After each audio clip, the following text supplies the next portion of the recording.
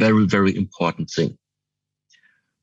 I am not saying people should get rid of all of the things that brings them joy and happiness. This is not what I said. If you like to be in a relationship, what I'm saying is enjoy it even more as long as it is there. If you like to dress nicely, if you like to have nice watches, if you like to collect cars, build cars, drive cars, do it as long as you can, even with more joy. So don't take it as granted. But at the same time, I'm saying, don't attach to these things. Okay? So this is the first message which I sometimes really need to recorrect. I'm not saying that you need to sell everything, get rid of everything. No. It's just don't get attached to it. But while you are having these things in your life, it means, you have worked for it. Nobody has an expensive car if not somehow he didn't work for it. So that means, of course, he deserved to have this ability to drive that car. But don't limit yourself to that car. Don't attach yourself to that car. Right now, you have this great chance in experiencing all of this. So experience to the fullest. But in the moment it's gone, and which is going to happen sooner or later, it's going to happen. Learn at the same time to not get attached to it. This is the whole process. Yeah. We humans are finding ourselves in this lifetime. It's a constant up and down of having and losing, of rising and falling. This is what makes like human life. We just look outside. That is the structure of our world. The sun rises, the sun sets. The day comes, the night arises.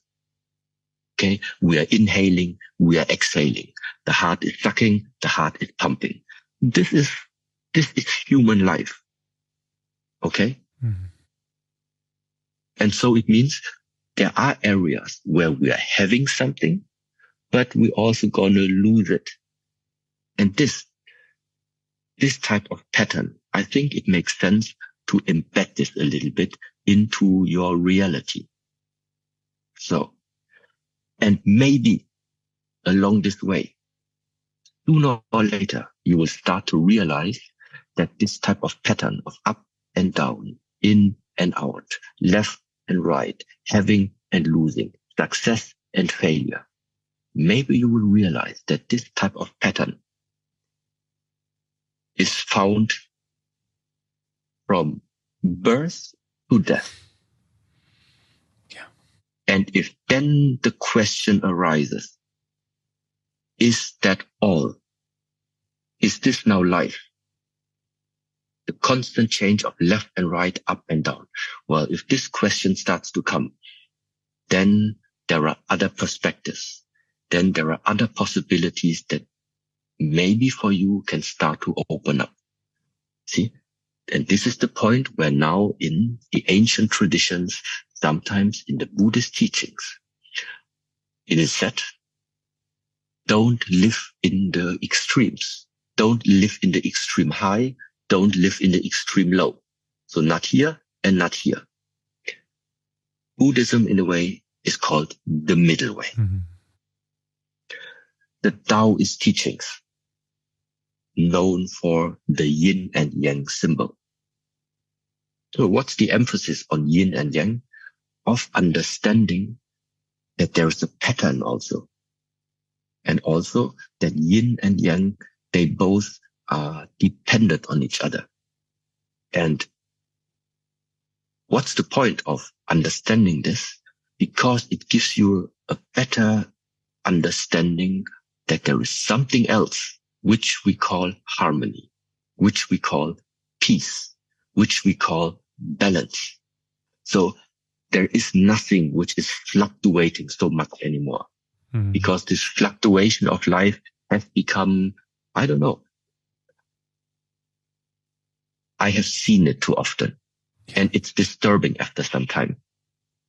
It's exciting in the beginning, but after some time, it's just like the same pattern comes over and over again. And then it just doesn't make sense anymore. So I started to look for an alternative way, how to cope with this way of life. And I always return back to balance, harmony, peace, stability, something that cannot be shaken.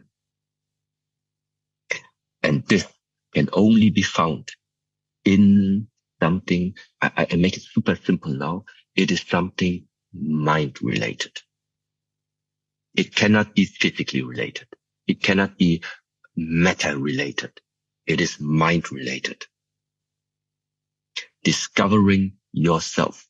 This is where it's related to. Yeah, thank you.